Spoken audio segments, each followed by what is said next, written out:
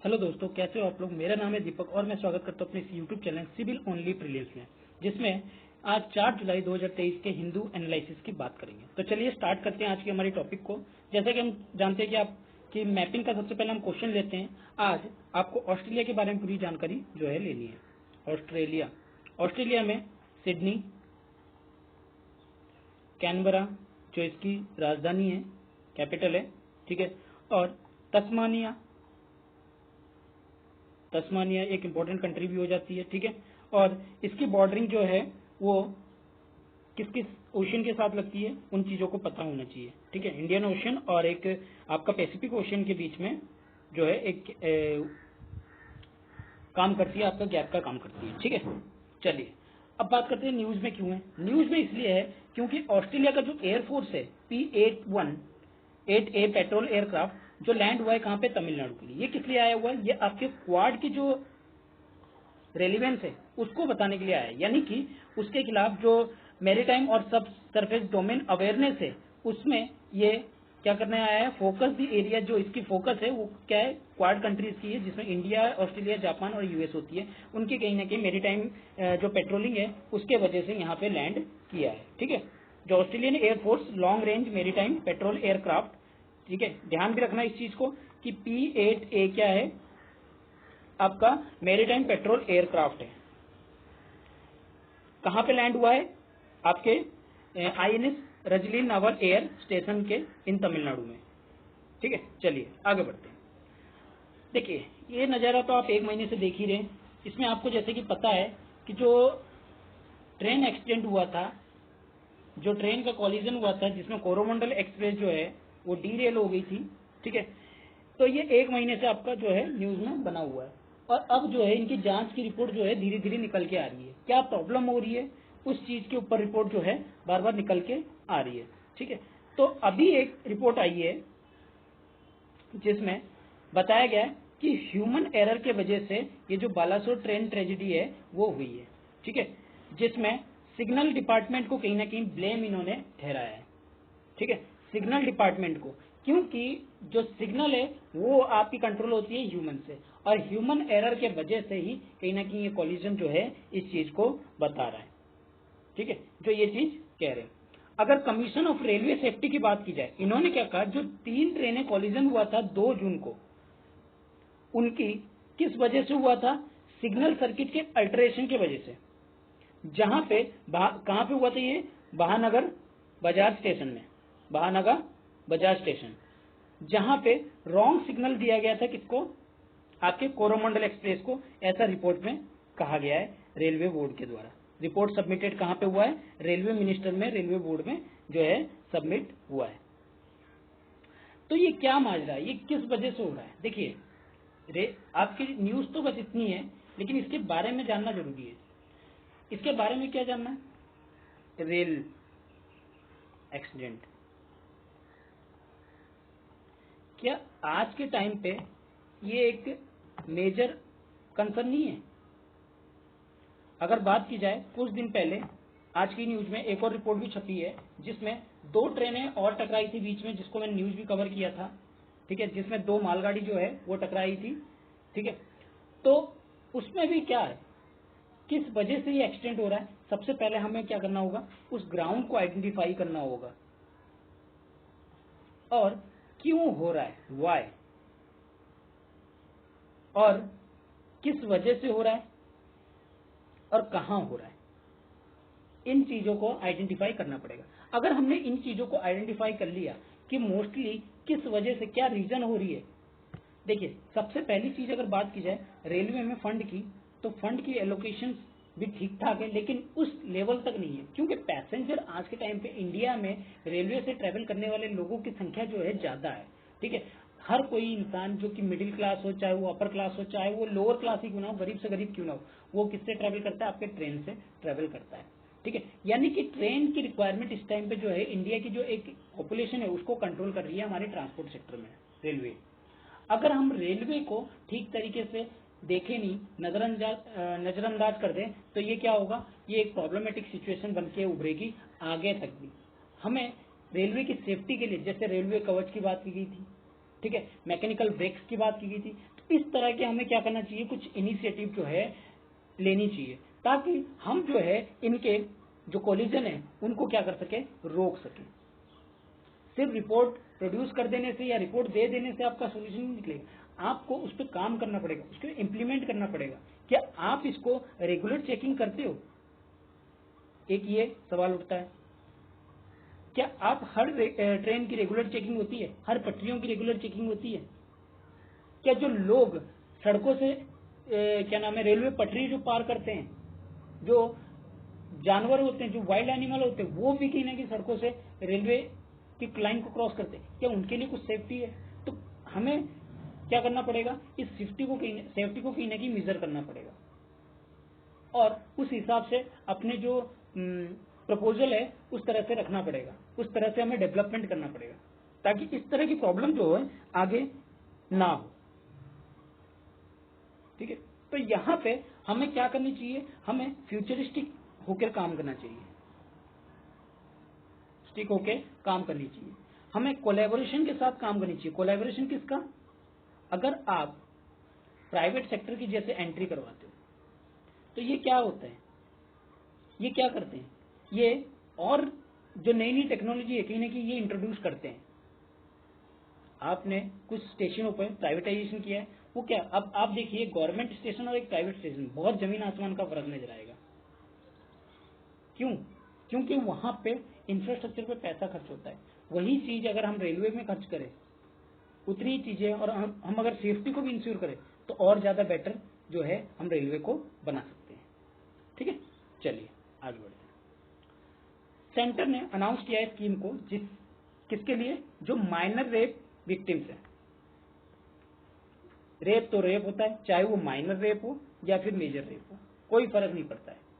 ठीक है, rape rape होता है। उसके लिए क्या किया गया है, सेंटर ने क्या किया है, आपके मेडिकल, फाइनेंस और इंफ्रास्ट्रक्चर जो है सपोर्ट देने की बात की है। किसको? विक्टिम्स को, जो कि सेक्सुअल असोल्ट हो रहे हैं, जो हमें ज्यादातर देखने को मिल रहा है। ठीक है, जिसके कारण से इनको प्रेगनेंसी हो जाती है। ये जो स्पेशल की स्कीम है, ये किसके द्वारा अनाउंस किया गया है? ये women and child development ministry द्वारा अनाउंस किया गया है मंडे को। ठीक है, और ये इसका जो फंड है वो किसके अंडर में आएगा? निर्भया फंड के अंदर ये जो है काम करेगा, जिसमें 74.1 करोड़ जो है अलोकेशन किया गया है। मतलब 74% जो है निर्भया फंड से इसको अलोकेट किए जाएंगे। ये किसके अंडर में आएगा? निर्भया फंड के अंदर में। ठीक है, आगे बढ़ते हैं। इसमें बात क्या की गई है कि जो एडमिनिस्ट्रेटिव है स्ट्रक्चर है किसकी? मिशन वात्सल्य की, जो कि कोलैबोरेशन करता है किसके साथ? स्टेट गवर्नमेंट के साथ और चाइल्ड केयर इंस्टीट्यूशन के साथ, जिससे जो सपोर्ट प्रोवाइड करता है किसको? माइनर विक्टिम्स को। ठीक है, और ये वात्सल्य कब लॉन्च किया गया था? 2021 में, जिससे जो फोकस किया जाए किस पे? प्रोटेक्शन और वेलफेयर ऑफ चाइल्ड की, चाइल्ड के वेलफेयर के लिए इसको फोकस किया जाए। अगर बात की जाए 2021 में नेशनल क्राइम रिकॉर्ड ब्यूरो की, तो इन्होंने कहीं ना कहीं रिकॉर्ड दिया है कि 51,863 जो केसेस है protection of child from sexual offence act के द्वारा रजिस्टर्ड किए गए। इसमें भी जो 64% जो केसेस है वो रजिस्टर्ड है सेक्शन 3 और 5। सेक्शन 3 और 5 क्या कहता है? सेक्शन 3 बताता है आपके पेनिट्रेटिव सेक्सुअल असॉल्ट के बारे में, पेनिट्रेटिव सेक्सुअल असॉल्ट के बारे में। ठीक है, और सेक्शन 5 आपके क्या बताता है? सेक्शन 5 बताता है कि एग्रेगेटिव पेनिट्रेटिव सेक्सुअल असॉल्ट, यानी कि यहाँ पे थोड़ी कम मात्रा में सेक्सुअल असॉल्ट हुआ है और यहाँ पे जो है ज्यादा मात्रा में। तो कहने का मतलब यहाँ पे कि रेप ही होता है। ठीक है, कोई सेक्शन 3 कोई सेक्शन 5 को छोड़ दीजिए। अगर देखा जाए तो 65% केसेस जो है वो रिपोर्ट होती है जो पॉक्सो एक्ट के अंदर वो पेनिट्रेटिव सेक्सुअल असॉल्ट के कारण से होती है। तो ये कहीं ना कहीं प्रॉब्लमेटिक सिचुएशन है, बनी हुई है। इस टाइम पे बच्चों को कहीं ना कहीं एक नीड की जरूरत है, जो मिशन वात्सल्य के द्वारा दिया जाना चाहिए। ठीक है, तो ये स्कीम जो है कहीं ना कहीं एक सिग्निफिकेंट रोल निभाएगी किन पे? जो माइनर रेप विक्टिम्स है उनके ऊपर।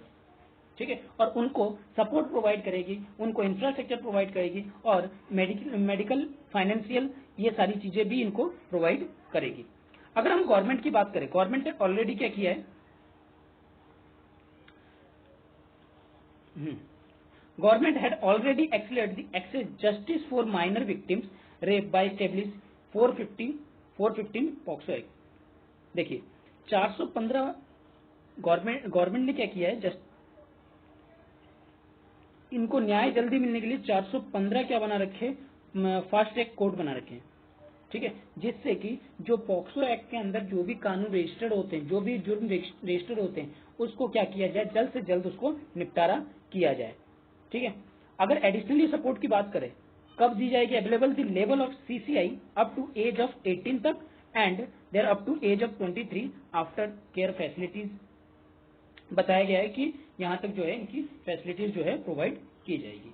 तो ये एक अच्छा स्कीम है जिसका एम क्या है, एम जानना जरूरी है। तो एम इंपॉर्टेंट हो जाता है किसी भी चीज के लिए, क्योंकि इंपॉर्टेंट इसलिए हो जाता है क्यों क्वेश्चन जो होते हैं एम के ऊपर ज्यादा पूछे जाते हैं। इसका एम क्या है, provide integrated support to girl child victims under one roof, facilitate immediately emergence and non emergence access to range of service. यानी कि इमरजेंस हो चाहे नॉन इमरजेंस हो, उस सर्विस को क्या किया जाए, गर्ल चाइल्ड जो विक्टिम्स है उसके ऊपर क्या किया जाए, उसको बढ़ाया जाए, उस स्कीम को उससे जोड़ा जाए, ठीक है। चलिए आगे बात करते हैं। आगे बताया जा रहा है इन फ्यूचरिस्टिक टेक्स से भी सुप्रीम कोर्ट माउस अनसाइन दिख रहा है। क्या बताया जा रहा है कि आगे आने वाली जो टाइम है, वो जो कोर्ट रूम होने वाले वो अलग तरह के चीज दिखने वाले। यहाँ पे सुप्रीम कोर्ट जो है मंडे को रीओपन किया गया आफ्टर समर वेकेशन के बाद, तो उसमें टेक्नोलॉजी रिलेटेड जो रूम है वो बनाया गया था, टेक्नोलॉजी अवेलेबल रूम जो है वो बनाया गया था, जहाँ पे पेपरलेस चीजें, जो कोर्ट रूम जो होगी वो फ्री वाईफाई होगी सभी के लिए, जो नई कोर्ट रूम होगी वो डेकोर किए जाएंगे बड़े बड़े स्क्रीन से, जिससे वर्चुअली हियरिंग जो है वो भी आसानी से हो सके। तो इससे क्या पता लगता है, इससे कहीं ना कहीं पता लगता है जो हमारी इंफ्रास्ट्रक्चर डेवलपमेंट है सिर्फ एक या दो फील्ड में नहीं होनी चाहिए, हर सेक्टर में आज के टाइम पे इम्पोर्टेंट है। चाहे वो जुडिशरी हो, जुडिशरी के सामने अगर आप इस तरह की इंफ्रास्ट्रक्चर रखते हो तो कहीं ना कहीं लोगों के बीच में क्या आएगी, ट्रांसपेरेंसी दिखने लगेगी, लोग ट्रांसपेरेंट तरीके से इसको समझ पाएंगे, अकाउंटेबिलिटी बनी रहेगी, लोगों को हर चीज समझ में आएगी, ठीक है ना, लोग अवेयर होंगे इस चीज के लिए। तो इस और साथ ही साथ जितने भी जो फाइल्स वगैरह होती है जो बहुत पेंडिंग पड़ी रहती है, अब उस पर अगर हम डिजिटली तरीके से उसको प्रिजर्व करें तो कहीं ना कहीं लंबे समय तक वो प्रिजर्व भी रह सकते हैं, ठीक है। जो बड़े बड़े केसेस वगैरह होते हैं जो रिजर्व करने की जरूरत है तो वो भी लंबे समय तक इसमें रिजर्व रहते हैं। तो ये एक अच्छा इनिशिएटिव है जिससे कि हम क्या कर सकते हैं, जो सुप्रीम कोर्ट हो या फिर हाई कोर्ट हो, उनमें इस तरह की सर्विसेज को लाके हम इनकी जो वैल्यू है और ज्यादा इंक्रीज कर सकते हैं। नहीं तो पता चलता है यार कैसे कोर्ट रूम है, क्या है क्या नहीं है, लोग आते हैं बैठते हैं और चले जाते हैं, तो कोई इंटरेस्टेड ही नहीं लेते उस चीज को, ठीक है। कोर्ट में कभी कभी जज भी जाने से सोचते हैं यार क्या जाए ऐसे रूम में जिसमें बदबू ही आती रहती है, धूल किताबें ये सब जमी रहती है। तो कहीं ना कहीं एक नई इन्वायरमेंट अगर मिलेगी तो एक नई इन्वायरमेंट के साथ साथ नई फैसिलिटीज और प्लस नई इंफ्रास्ट्रक्चर अगर मिलेगी तो जो जुडिशरी की एरिया है कहीं ना कहीं हमें एक्सपेंड होता हुआ और ज्यादा दिखेगा और ज्यादा अकाउंटेबिलिटी होते हुए दिखेगी। जो इसमें बताया गया है सॉफ्टवेयर चीजों को इंक्लूड करना, सॉफ्टवेयर से रिलेटेड चीजों को, मटेरियल को, जो आपके बड़े बड़े जो फाइल्स बनाए जाते हैं उनके अलावा आप टैब वगैरह का यूज कर सकते हो। तो इस तरह की जो है जिससे कि आपके काम जो है ईजी हो सकते हैं, ठीक है। और जिससे देखिए सबसे अगर जुडिशरी की एक प्रॉब्लम है कि अगर आपको जुडिशरी की एक प्रॉब्लम है, अगर आपको डिसीजन अगर लेट हुआ तो क्या हो गया, जस्टिस भी आपको क्या मिलेगा, लेट मिलेगा। पता चला इंसान ने पहले ऐसे तो होता था, इंसान मर जाता था उसकी जो है जजमेंट आती थी। तो ये क्या हो रहा है, ये कहीं ना कहीं जो डिले होना, तो ये उनको न्याय नहीं मिल पा रहा है ढंग से। तो ये सारी फ्यूचरिस्टिक चीजें रहेगी तो कहीं ना कहीं न्याय मिलने में लोगों को आसानी होगी। लोग इस तरह से चीजों को जो है जो टाइम लगता था वो टाइम क्या होगा, अब कंज्यूम होगा। और जितने भी केस पेंडिंग है, जो 4 लाख केसेस जो है सुप्रीम कोर्ट के सामने पेंडिंग है, उसको कहीं ना कहीं जल्द से जल्द निपटारा किया जाएगा, ठीक है। चलिए आगे बढ़ते हैं। आगे बात की जा रही है Modi meets council of minister speak for vision 2047। क्या बताया जा रहा है कि 2047 तक हमारी आजादी के कितने साल हो जाएंगे, 100 साल पूरे हो जाएंगे।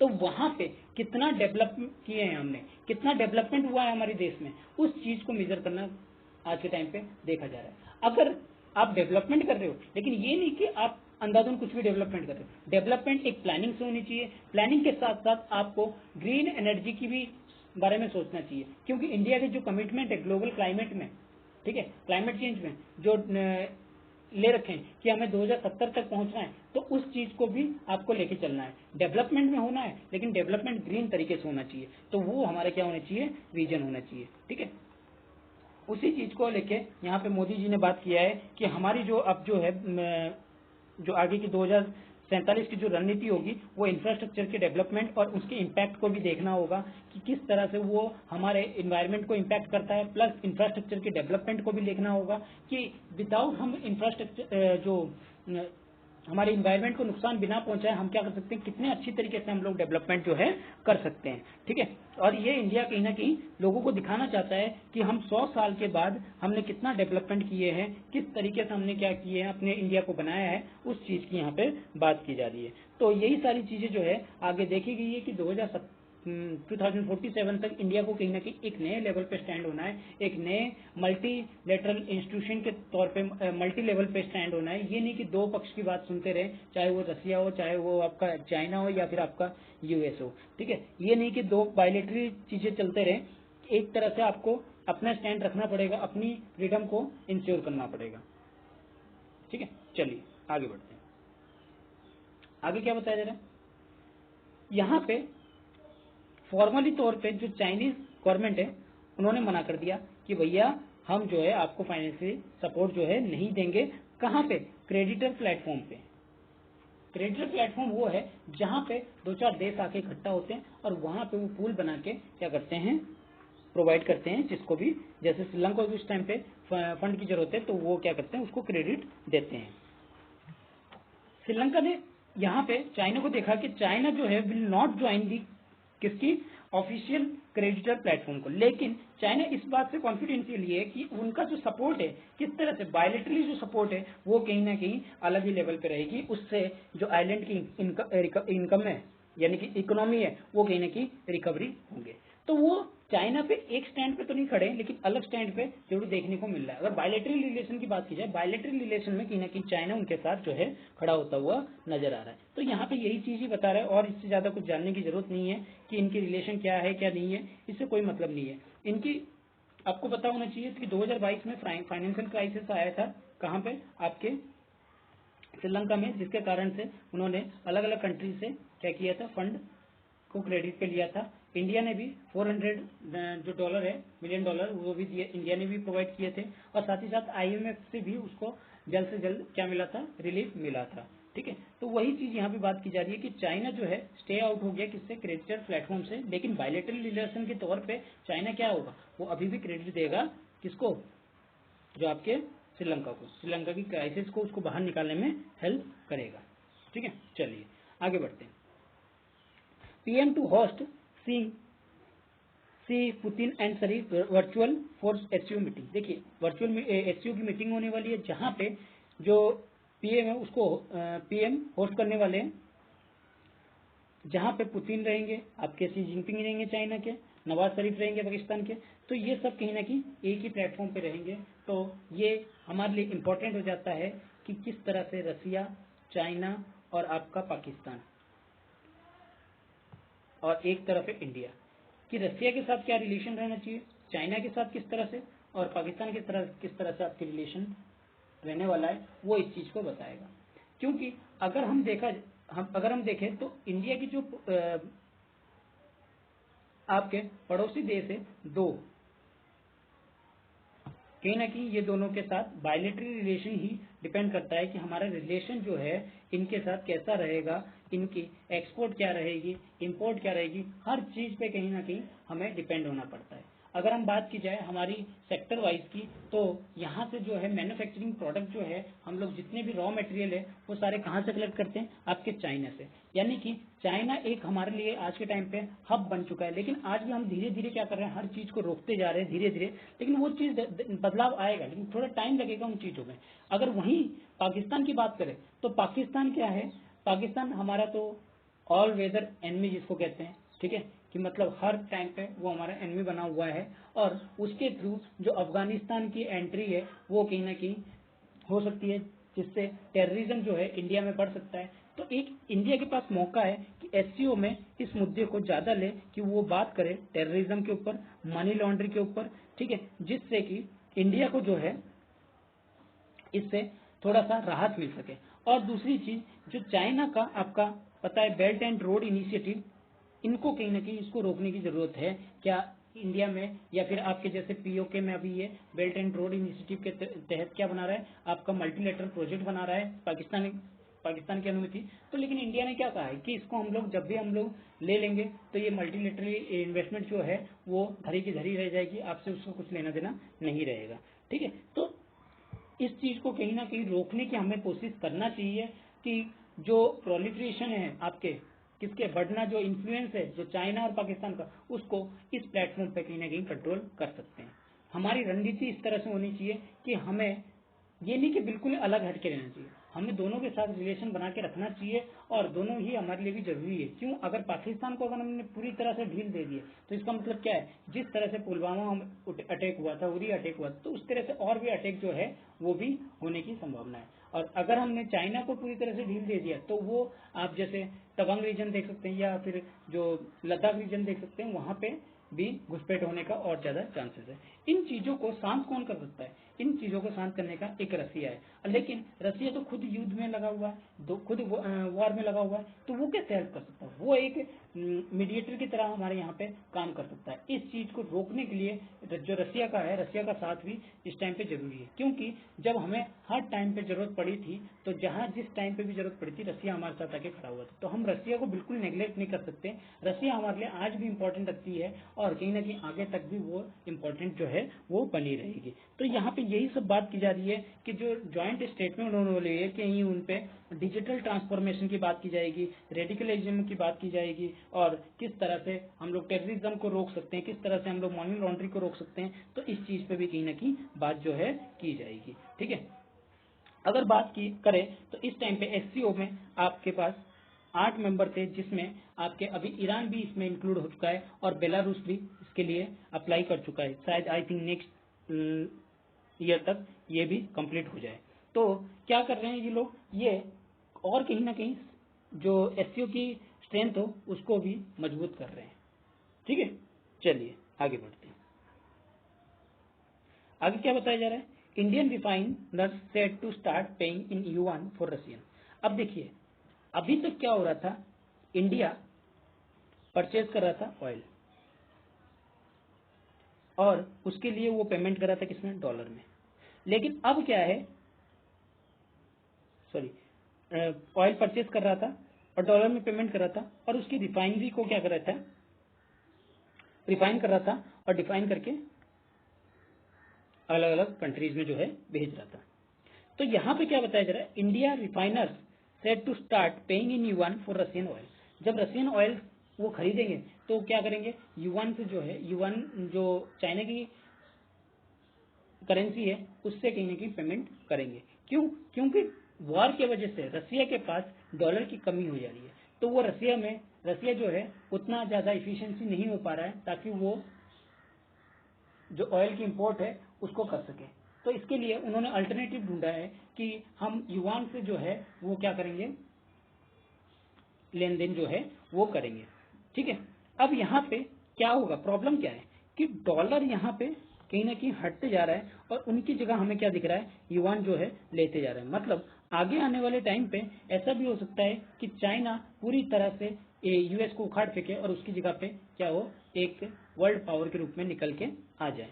लेकिन थोड़ा होने में अभी भी टाइम है। अगर इंडिया, लेकिन क्या आपको लगता है यूएस ऐसा करने देगा, यूएस ऐसा बिल्कुल नहीं चाहेगा। और उसके लिए आपको जैसे सुबह मैंने मॉर्निंग में बताया था कि नाटो प्लस जो है वो किसके फोकस करता है, चाइना को पूरी तरह से फोकस करता है, जिससे चाइना की जो इन्फ्लुएंस है उसको रोकने की बात करता है। लेकिन अभी भी इसमें इंडियन कंपनी है, बहुत सारी कंपनी की अभी सहमति नहीं मिली है। अब देखते हैं आगे जो इस तरह की सहमति मिलेगी, क्या वो यूएस डॉलर के अलावा युआन में ट्रेड करेंगे या नहीं करेंगे, वो भी एक सवाल बना हुआ है। अगर वो उस तरह की अगर करते हैं तो कहीं ना कहीं इंडिया से जो है युआन की जो पेमेंट है वो राइज होगी, जिससे जो आपकी बीजिंग की इकोनॉमी है वो भी क्या करेगी, बूस्ट करेगी, और वो उनको भी इंटरनेशनल करेंसी पे उनकी भी जो इफिशियंसी है वो भी क्या होगी, बढ़ेगी।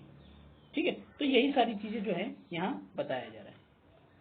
तो आई होप कि आपको आज का लेक्चर अच्छा लगा होगा। अगर अच्छा लगा है तो इसको लाइक कीजिए, शेयर कीजिए और सब्सक्राइब करना ना भूलिए। Thank you.